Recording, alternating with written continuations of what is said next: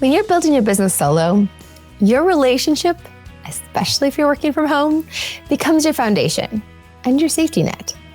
But here's the thing, while we're pouring everything into our business venture, our partnership with our husband, our wife, it often becomes something that's running on autopilot. We may talk logistics or about our schedules, maybe what's for dinner, but when was the last time you had a real in-depth conversation about how things are really going in your relationship, in your entrepreneurial journey? When do you share about what's really going on? We've talked about how your business is like a personal development ride on steroids and how your personal development also affects how well your business does. Although sometimes we wish they had nothing to do with each other, right? So today I'm sharing something different. A very vulnerable conversation I had with my husband, Roby. I have another podcast, The Grit Show, and it's over 100 episodes in, and he's never been a guest. Conversations on 20 questions to a year well loved. We don't get to nearly that many questions. You may not either, right? We're busy. However, it's a great framework and a great conversation and a modeling of the importance of really touching base with your partner because they are your primary support, especially if you work from home and don't get to connect with as many others as you'd like to. We have a Solopreneur sisterhood, right? So you have more people who understand exactly what you're going through, but your primary relationship, your live-in partner, the person you spend the most time with is somebody you need to be able to connect with. And that's why I decided this was a useful conversation to bring over to this platform as well. You'll enjoy it. Are you tired of growing your business alone? Let's work together to turn up the volume on your unique brilliance and transform how you connect with your ideal clients. Welcome to Authenticity Amplified. I'm Shawna Rodrigues, podcast strategist and founder of the Solopreneur Sisterhood, making sure you get the actionable insights you need on mindset, messaging, marketing, and all things business. Let me share a little bit more about why this conversation is particularly crucial for us as solopreneurs. Before you listen to it, we're going to acknowledge something we don't talk about enough. Building a business can be incredibly isolating, and our partners often bear the weight of our dreams, our fears, our uncertainties. There are unofficial business therapists, cheerleaders, and reality checkers. Even when we don't give them all the details and they don't understand all the ins and outs of exactly what we do, they are the person that we often are faced with at the end of the day when we've had a hard day or a great day that we're celebrating those wins with or hitting with those challenges. But how often do we check in on how that role is affecting them, what they think about it? My partner has been amazing. I'm about to go on a retreat for women in business, and I'm supposed to be on airplane mode for 6 days. I went on my honeymoon and I didn't go on airplane mode. I still checked in my business. I'm having a hard time wrapping my mind around that, but that's how supportive my partner has been. Yet, we did talk before our honeymoon, on our honeymoon, about how that affected things, but that's a conversation we should be having regularly. And in this episode, my husband shared some things that stopped me in my tracks. Very intimate moments where he felt most loved and supported by me that surprised me. I've been worried the last few years of this business, which if you listen to the episode on a word of the year, not that long ago on this podcast, you know this business was part of me postponing our wedding an entire year. It takes a really strong relationship and an amazing partner to understand that I need to savor our wedding and I needed that time and I need to focus on growing my business. And we ended up moving and there needed to be a little more time so it could be everything we want it to be. This conversation actually helped me realize how strong my relationship is, even with how drained I am by the business at times. We're doing better than I thought, which is a good thing to realize. But maybe one of the reasons why we're doing well is that I come up with crazy things like 20 questions for a year well loved and have a husband who I can give space to be reluctant about it and permission to not do it if he doesn't want to, who comes around and has a conversation with me, not only answering the questions, but answering them on camera for our podcast. He hates being on camera. He hates having his pictures taken, let alone being on video. That was a first for him. As solopreneurs, we're experts at setting business goals, creating action plans, and measuring success. But how many of us apply that same intentionality to our relationships? When was the last time you and your partner sat down to really discuss how your business dreams align with your shared future? I actually have someone I work closely with who is great about doing that and is inspirational and helpful for me to want to do the same. it's helpful to have people in your world like that. So that's why I'm encouraging you to have this conversation. I want to be that friend to you, like my other friend was for me as a fellow entrepreneur, encouraging those conversations and making sure you're on the same page about your business dreams and goals and how they align with the life you both see for yourselves, right? This conversation isn't just about business. It's about connecting in our relationships and understanding how our entrepreneurial journey shapes our partnerships and vice versa, and how we connect and support each other and can see some of the beautiful ways to be grateful for each other and how we're doing well. So we can measure that as well, right? So through these questions, we discover patterns we've never noticed, challenges we've never named, and strengths we've taken for granted. So for those of you thinking, my partner would never have this kind of conversation, trust me, I get it. Roby was the same way. What Happens episode shows exactly how pushing past that initial resistance or fear, Roby actually admits that it's fear. You can share that part of the conversation with your partner if that's helpful. What Happens episode shows exactly how pushing past that initial resistance can transform not just your relationships, your approach to business too. Whether you're just starting your journey or several years in, this conversation will give you a framework for having these crucial discussions with your partner. It's nice to have questions somebody else provides at times. Because here's the truth. The strongest business foundations are built by folks who have strong relationships. So whether it is your partner or others in your life, you need strong relationships to be successful in business. And this is a great opportunity to have an example of these conversations that can help build those strong relationships. If you're an Apple subscriber, you also get the bonus conversation where I share more about the importance of my partnership and me being in the business I'm in and doing what I'm doing. Hopefully you'll find it inspirational and helpful. So listen to how this conversation unfolds, and then you can download the 20 questions, or if you want, just the sample questions to see how you want to start things out and start your own dialogue. Your business and your partnership will thank you for it. You're starting about 16 minutes into the conversation. We did a little rambling at first that had to do with the other podcast, and you're starting right in to where we start the questions. So let me introduce you to my husband, Roby. These questions, for anyone who's listening, there's actually a link in the show notes so you can get a copy of these questions as well. So other people can get these same questions.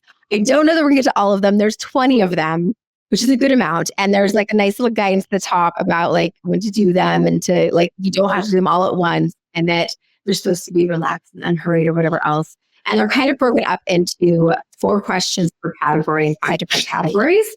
And so we're going to kind of go through them. And when you do it, the intention is that you answer, both of you answer each of them. But for the sake of time or whatever else, we're going to go through and just ask each other back and forth the questions so that we can kind of do them. And I just, before we get started, wanted to say that I had the opportunity to read through these or even have them printed out so I would have them ahead of time. And I chose not to because I want a genuine reaction to it and not my brain coming up with the perfect answer, if that makes sense. So yes. I may pause and I may look confused as I try to figure out what I'm going to say, but I'm going into this blind. Nice. And embrace that. Because this is the kind of thing that would normally cause me great anxiety. Embrace them. And you guys, I came up with the questions. But I didn't rehearse answers to them. So that makes you feel any better. I didn't put thought into answers to them, but I did put thought into what the questions might be to kind of help to like, because I love conversations that like dive deeper and do that. Obviously, I have a podcast. And we just had to pause for a moment too, because this is, not your thing. You are one of the people that helps to point out that I ask a lot of questions. Right. And so things you love me wholly, and this is part of me to accept this. But if there was one thing that you could have less of with me, it'd probably be the questions, huh? I think in general, like not you. Yeah, I'm talking in general. Yeah. I'm not a deep questioner. Like I don't even know how to say that. Like I question the world, the universe, like how things are made, how things are done. But I don't think deeply about relationship, people. Like, that's just not my jam. And learning to reflect. Now, I have always felt like I'm a pretty good reflector of myself because I constantly feel like I'm working on me because there's never a finished product. Yeah. But I don't think about that beyond me. Yeah. Anyway, it's just an interesting dynamic. And sometimes I'm exasperated by it. And then a week later, as it burrows into my brain and then comes up with really cool things, I'm like, oh yeah, that was actually really neat. Yes. So, but my natural reaction is usually like, oh, again? Yes. That's just my natural reaction. And I love that doesn't fluster you, right? Like you just accept that that's how I react to it. And probably, I hope, realize that, oh, he'll get there eventually. Like down the road, because I'll never not pay attention. I will let it marinate in my brain until my brain comes up with something. Yes. But my initial reaction is going to be like, oh. Yeah. And then I'll be like, oh, that was really cool. I'm going to do that. Yes. Yes. And I've mentioned to her, she loves to paint. And I am very critical of myself in most things, but in art especially, because I was a math kid, a sports kid, and art was not something I ever felt good at. So she's like, hey, do you want to paint? And 99 times out of 100, I'm like, no, I do not want to paint. And yet I've told her multiple times that when I am like, yeah, let's go ahead. Like I end up having a lot more fun than I thought I was going to. So your questions are a lot like painting for me. And my initial reaction is like, I'm not going to like this. Yeah. And then oh yeah, I really did. Yeah, exactly. Yeah. And kind of one of our fun jokes is almost like, I don't even bother. Like, why did I even bother asking? Because like he'll go to work and he'll tell me, oh, such and such, and tell me this much of something like, oh, such and such is going to the coast this weekend. I'm like, oh, we're out on the coast. He's like, I don't know. Why would I know that? My response is always like, I didn't ask. If they wanted me to know, they would have told me. Why would I ask that? But I mean, I would always follow up questions like, why did I ask this? And because I have the podcast at work and work from home and do the stuff that I do from home, like I don't interact with a ton of people. And so I'm always like, and he works with amazing people and I enjoy it. So I'm always like asking about them and it's nobody like, I'm on that. I have no idea. And I still always ask the follow-up questions and then we laugh at the fact that why I still always ask follow-up questions and he never has. Yeah, or I say, well, that's a great question that I probably should have asked. It never occurred to me. Never occurred to me. People probably assume I'm disinterested in their lives. Details. I never ask. So, yeah, it's just different ways that our minds work. Whereas when it comes to asking questions about the universe and how things work on those levels, like you have so many more questions than I have, and so many more ways of putting things together and ways of thinking through why this might be happening with those other pieces that I just don't put brain power into. Right. And so we just have different things we put brain power into. Our focuses are different. Our brains work differently. And we appreciate that about you. I absolutely. Yeah. And it's having a partner who is thinks differently than the way I do has actually opened my world up in ways that I never imagined would be as cool as they are. Yes. And we don't take it personally, which I think is the key to it, that we find humor and enjoyment in the fact there is a lot of laughter. Yeah. I think that's important. Yes. We appreciate that. All right. Let's dive in. So the first category is growth and evolution. So how have you grown individually this year? I am going to, and a lot of these answers are probably going to have to do with being married. I did.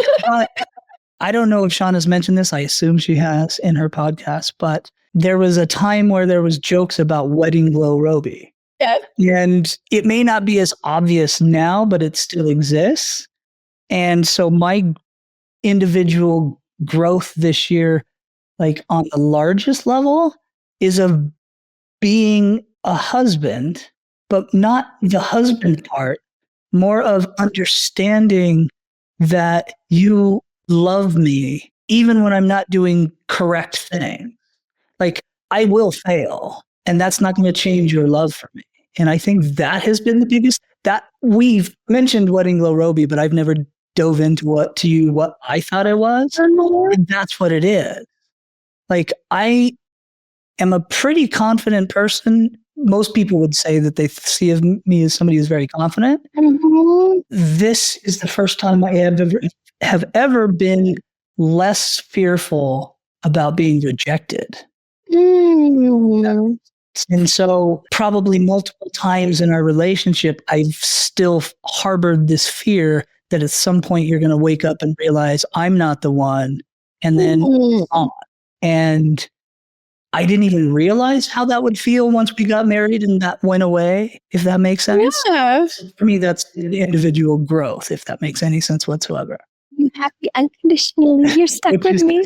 Mind-blowing. Yes. Yeah, I'm not performing for you. You've already accepted me. Yes. If that makes sense. Because I often feel like a lot of what I do feels performative. Mm-hmm. Yep. So anyway. Yeah, no need for that. Yeah. And that's amazing. Do you want to read number 2? Number 2. What is the biggest change you have noticed in our relationship? Hi, Miko. Our kitties, we talked about either putting them upstairs or letting them come and join us. So one of our cats is trying to join us. So that might happen. What is the biggest change I've noticed in our relationship? I think probably like exactly what you're saying, like that wedding glow rosy element that we got married and we got back from the honeymoon and like stuff was in the fan for me. Like I literally had like a credit card stolen. I had health stuff happening with family members. I had stuff happening with staff and my business things going like sideways. And then Roby was Mr. Positive. What is this? So I think like this ability for you to hold like this positive outlook and this change that it's not what I expected. Like I didn't expect us to up level by getting married. Like we've been together long enough, been good long enough. We have this incredible our relationship is already more than I ever expected. Right. And already such a gift and such a bonus. And then to like have things like after the wedding crumbling and have this super positive partner that like with a lot of great qualities, but that happened one of them. No. Positivity. I don't really feel like I'm a pessimist, but I feel like the things that I get from the world are run through a filter of realism in my head because I'm aware of how things can go wrong, but I've become a more positive person since we got married. Which is not expect. I didn't go there. So it's like that's a funny like bonus thing that I just did not expect for that to happen. So that's been like this kind of fun bonus. So there's lots of great elements for our relationship, but I did not expect one of them. Especially because I think that a lot of times in life people get married and then it feels like people discover negative things about their partners. That makes sense. Like the mask falls off somehow with people. Mm-hmm. It's fell off for you. That's funny. That was like not the thing that I expected. So that was kind of, I think that was the element that shifted was this extra bonus level of positivity that I just didn't expect. So it was kind of this nice little bonus that we got in our relationship. And I think that we continue to get stronger, which we were already pretty strong. I know you hear people say that stuff like, I didn't think I could love you anymore. You're like, right. You roll your eyes and you're like, oh, okay. Everyone will, you know, we understand. We don't like, you can roll your eyes like you wanted us. We understand and we sound ridiculous sometimes, but yeah, those things are true. Yeah, I am. And that, it irks me a little that they're true, if that makes sense. You know, like when you watch the rom-coms and people talk about that, you're just like, oh, come on. Yeah. Now you have to be like, oh, well, it does happen. I guess. Yeah. That can be possible. Okay. So there's 2 more questions here, but we're going to skip over the next 2 questions and go to the next area just so that we can get to all the areas. And so emotional connection is the next section. So what moment this year made you feel the most loved? Oh, that's a good question. This is going to sound interesting maybe or feel not important. Mm-hmm. But when I finally caught COVID for the first time, and I don't have a lot of memory of the night when I first got sick, I just was miserable. And I just remember being in tears, and I don't cry very well. That's not true. I cry during movies and commercials, like emotional cry. I don't cry from pain. Yeah.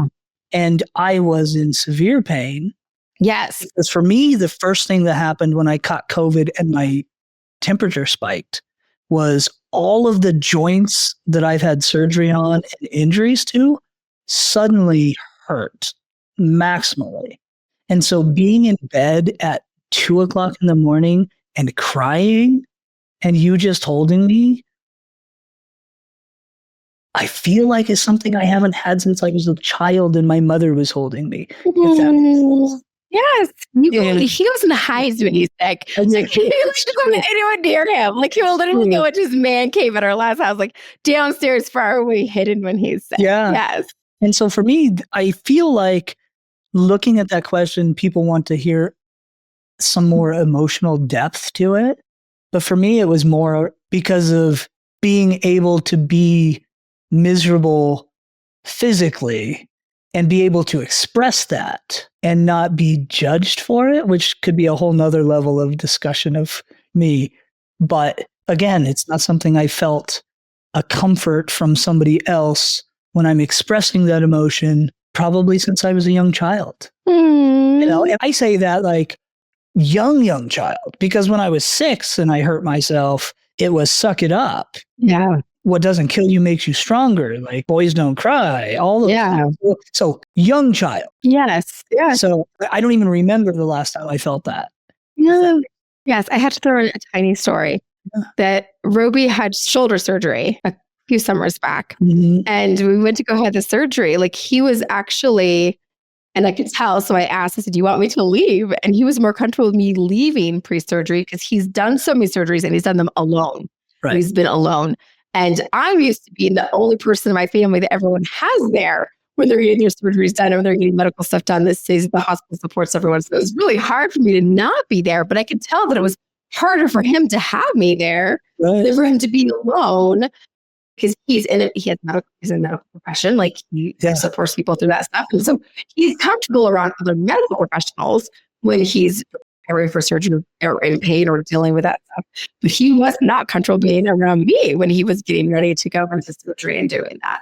So it really does show the trajectory of our relationship, even that you could let me comfort you and be there for you when you were in that place too. So thank you for sharing that. You're welcome. That means a lot to that. I wouldn't have done that otherwise. Yeah. You're welcome. I'm going to skip the next question. Okay. Just because I really like this. What small gesture of mine meant the most to you? Oh, you are so good at doing little things. And it's so funny because I'm going to go to broader little things. This is the funniest thing ever. There's a joke that we have about, I don't remember which movie it is, about the girl who leaves glasses of water everywhere that are half full. Yeah. But I leave half full. I have bottles of water that I like to have in the fridge that are full. And like Ruby would always fill them up and put them back in the fridge for me without me even knowing. So like he has these little ways of taking care of me, like he does without even knowing. But I think the most recent little small gesture of yours that you did is when this makes me sound ridiculous, but I couldn't find like 3 pairs of my earrings, favorite pairs of earrings of mine. And so I finally mentioned to Roby, and it sounds silly that I mentioned to Roby to say, like, I can't find these earrings. And there's this pair, and this pair. And he knew which pairs they were. He pays attention to me and my silly earrings. So I knew which pairs of earrings I was talking about that I couldn't find. I was like, I don't know, like, if I've been traveling and I left them somewhere, like I've looked in my bag. It's like, I find them. It's been like a few weeks now. I've been able to find them. I missed my earrings. Like, I know what's happened to them. And he immediately found them. It's embarrassing because I actually I hung up this thing I had the whole earrings, and I forgot that I'd hung up. So I actually hung up a thing, and they were put out so I'd find them easier, and I'd lost them for literally 3 weeks because I never looked at the place to hang them up. But he instantly found them for me to that. And I think it was just the fact that I could tell him silly little things like I can't find my earrings for 3 weeks. He knew what I was talking about. He took the time to look for them and found them. And even like today, like when I was doing stuff for the podcast, he would come over and help me plug things in. And I could just ask you for help for the silliest little things. And you always just like jump to it to help me out with the silliest little thing. I love languages acts of service. It comes to play here. You always just jump in to help with the silliest little things. See, I'm thinking of 20 million things now. And so Christmas Eve, I was driving back from Minnesota, Oregon, and I made up a menu for Christmas Eve and Christmas dinner, and we were having a friend over for Christmas Eve. And the Christmas Eve dinner was the one that I was supposed to do. He was supposed to do Christmas Day. And so I had ridiculous things on there, like carrot souffle and bacon wrapped cream bean bundles and stuff like that, because I don't bake very often. So I was excited to cook and make those things. But I was not 2 hours behind because that happens when I go to Southern Oregon visit family. I get into a vortex there. And so I called and was like, I don't know, like we'll push our guest back a little bit. And he's like, oh, I'll take care of it. I'll cook it all. He'd never cooked those things before, and he just made them and just made it happen. And dinner was delicious. And he went from beef Wellington to carrot soup. Like he just picked it up, and he did a great job. And he wouldn't even bother by like coming home from work and then having to like make this fancy dinner that I concocted when I was making it. So it was like all those little things you just like step up and step in without ever blinking. And I totally appreciate that about you. Well, thank you. I enjoy doing it. Well, I enjoy doing it too. And the funny thing is I'm a contrarian. And so like if I was required to do that sort of thing or told to do it, I would resist and I'd grumble inwardly at least the entire time. I enjoy doing it for you. And I also enjoy because you appreciate it, right? You have appreciation for it. So that, I don't know, that works very well. Yes. That makes sense. I very much do. Yes. Hobbs has decided to make himself a part of this. It's Hobbs is curling his lap and also trying to speak into the microphone. So if you get a meow, you know who's contributing. Because he definitely wants to be part of it. I love this. I like that. Thank you. You're welcome. Okay, so we both got one from emotional connection. So we're going to jump over to challenges and resilience. And so I'm going to ask number 10. So when did you feel proudest of how we handled something together this year? I'm going to need a moment to come up with it. So I think you're aware of this. Sort of how my brain works is when a problem arises and then is resolved, I forget about it. Yeah. Like it's erased because whatever reason, my brain just compartmentalized that and it's gone. Yeah. Done. So I can't even think of any issues. I love that. I legitimately am trying to think of like a troubled time that we overcame. Oh, then can I steal the question? No, please do. I'll totally steal the question then. I think I've been proud of how we've handled our families together. Oh, yeah. And that goes to the wedding even, like how we handle something. I think that we both, because I think that with our families are both complicated, but I think that we do such a good job of like respecting each other, taking the lead on untangling things when it comes to our family, but both having immense empathy for what the other one is dealing with in individual situations with our family, good and bad. Like, you know what I mean? Sure. But I think that I feel like we've matured along our relationship in that way with those pieces. And that goes like with how for the wedding and right. Who's invited and not invited, like how we like did all those different pieces to like even determining like how stuff handled with us.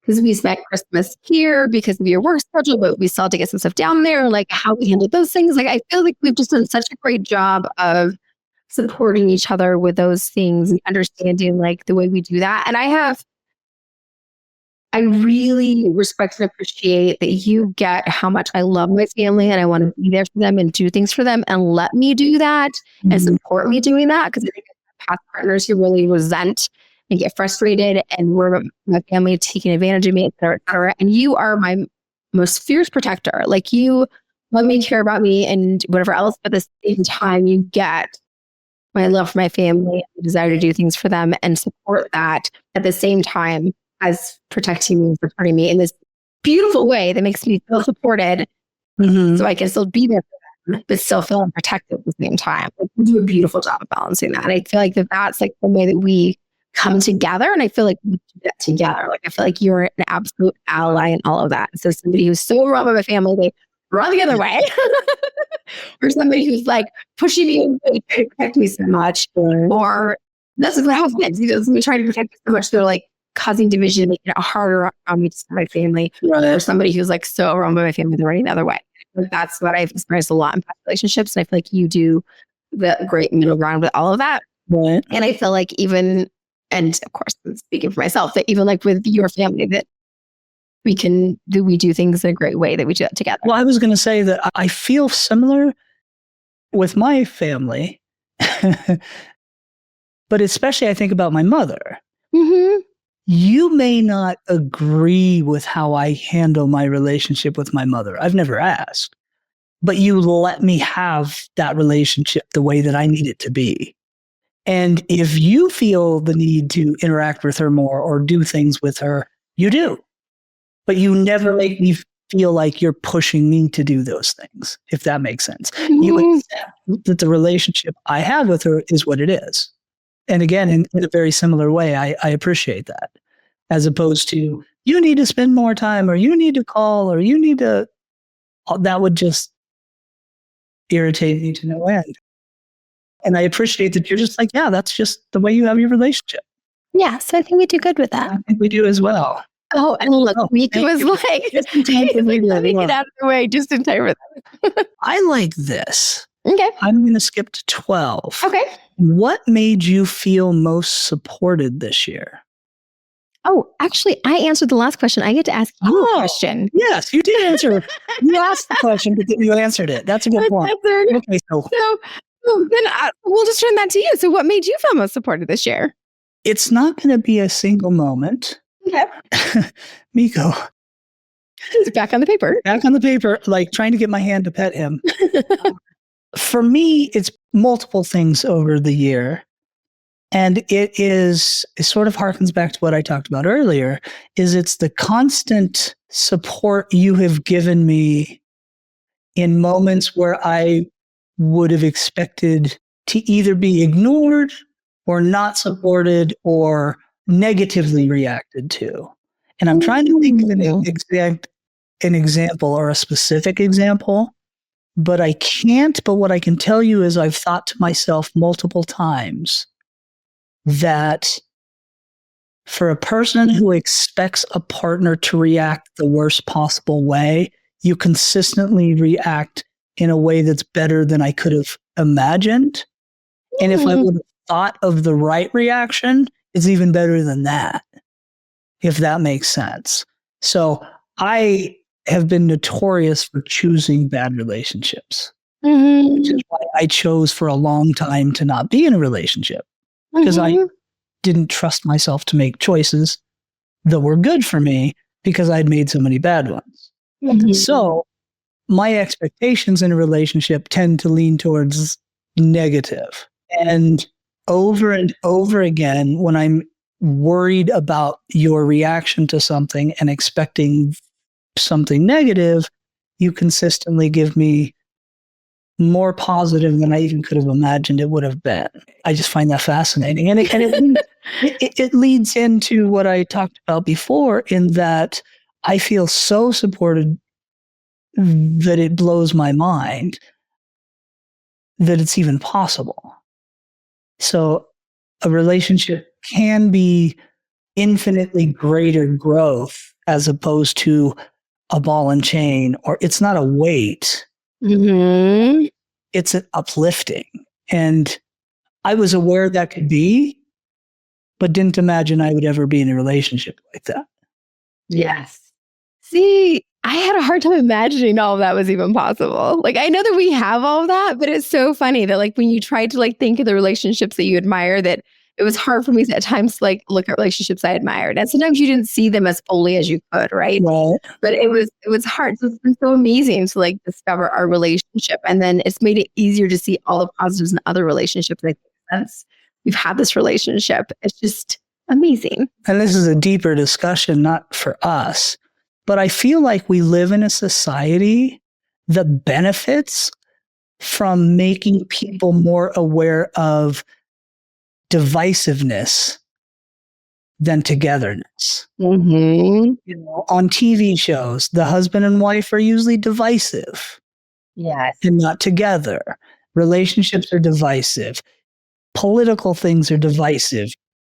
I just feel like our society is very focused on pulling people apart instead of putting them together. And so you don't often see the benefits of a healthy relationship. Oh, they would never make a reality TV show about us. It would be so boring. Everyone would hate it. You know what I mean? Yeah, because there's like, no, there's not enough. Like, they would try to come up with ways to make it more interesting because in fact, we don't have enough things to be divisive about. And the reality is, sure, we don't always get along. Yeah, like, we're going to have things. We're real. You know, there's parts of your personality that yeah, and there's parts of mine that are the same way, and that's okay. And we're going to sometimes handle those differences well, and sometimes not so well. But we never allow either of those options to be the focus or the central part of our relationship. Yes. And I think that goes back to the trust factor. I trust that you love me, even if you don't like certain parts of my personality or certain reactions that I have to things. Mm-hmm. There's a freedom in that trust so that Mm-hmm. I'm not defensive all the time. Yes. And I hope you feel the same way, but that is something that I didn't expect. Yes. Well, I think the challenge with all that is when we don't have enough of those examples, because my closest friends get the most up close view to our relationship. Mm-hmm. And my closest friends are constantly commenting on how much they get out of that. Because even hearing the stories, and I can't think of any of them right now, but even when I'm frustrated with something with you, the way that I hold it and the way that I feel it and the way that I experience it is so much different than they're used to seeing and experiencing and having conflict with relationships, right? Right. And so people don't have examples of that. And so that's part of the challenge is that people don't have examples of that. Right. And my closest friends get a close view of that. And we don't have books and stories and TV shows and movies and whatever else that show enough of that. And probably because it's not interesting. I don't know. Well, I would say it's for the same reason that the news doesn't give you positive stories. Yeah. People are more engaged by negativity. They're more likely to tune into it for whatever reason. I'm not even going to go into human nature. Yeah.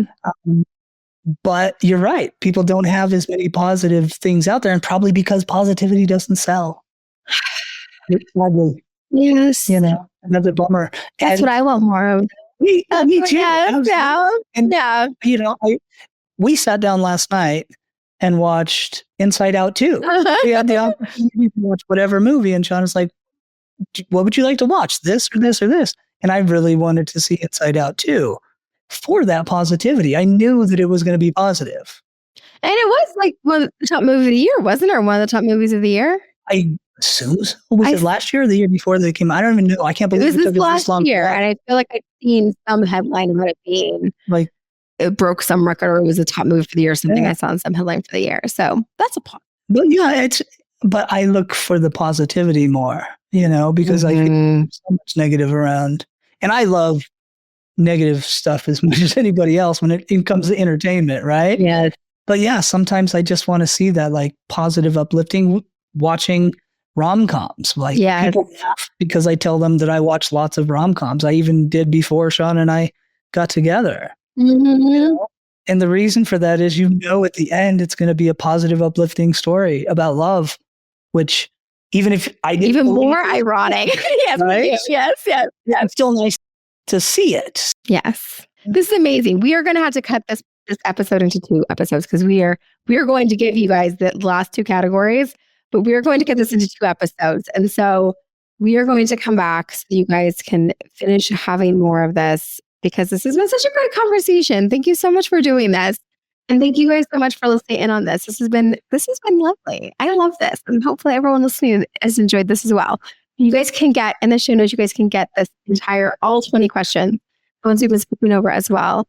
And I want to hear from folks too about what you guys thought of this, what you got out of this. I'd be interested in thank you for asking me to do this because as we mentioned, this isn't something I would ever choose to do or have the idea to do.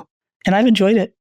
So my expectation of having a miserable time and to lay it out there, more miserable time because I'm so worried about, I don't think I look good. I don't think I speak well. All of the things that would cause me anxiety over it manifesting in I'm on screen. Yes. Yeah. But I enjoyed it very much. And I found myself not thinking and focusing on those things. So. Oh, I'm glad. Yes. Not focusing on those things is the key to probably part of that. Excellent. Well, good. Well, definitely. We will be back then. So you guys can hear the last 2 categories of communication, understanding, and future and aspirations, which future and aspirations is the one I'm most excited about, obviously. So 2025, we want to get into this next year.